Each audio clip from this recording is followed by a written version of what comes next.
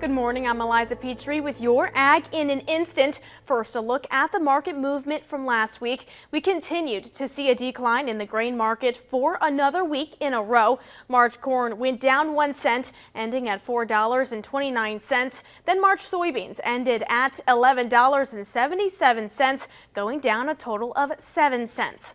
And every 5 years, the USDA releases the Agriculture Census, which is a count of every single farm and ranch in the U.S., along with the number of people operating those farms. The most recent census was published last week, and it brought with it some unsettling news. The United States has the lowest numbers of farms and ranches since 1850. To put that into perspective, in the year 1850, the 13th president of the United States was sworn into office, and the U.S. was made up only of 31 states and 4 territories. The current census uncovered that there are 1.9 million farms currently in the U.S.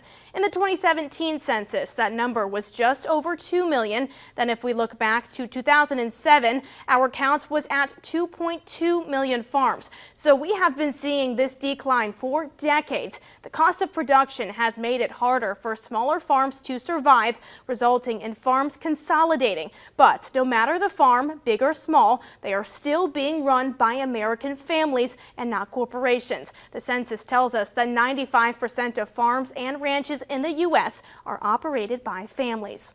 And now that we have covered the bad news from the Ag Census, let's end this segment with what good news came from it. The number of new and beginning farmers did increase. An ongoing concern within agriculture is the older generation operates a majority of the farms in the U.S. And so once that generation is no longer farming, there will not be enough producers to keep the industry afloat.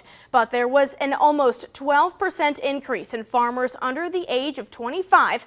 But the census also revealed that the average age of a farmer is still just over 58 years old. So it is critical that an increase in new young farmers continues to be a trend. And I will continue to break down everything that the latest Census of Agriculture revealed and what that will mean for the industry and you as a consumer. So be sure to tune in every week for Ag in an Instant. In the meantime, I'm Eliza Petry.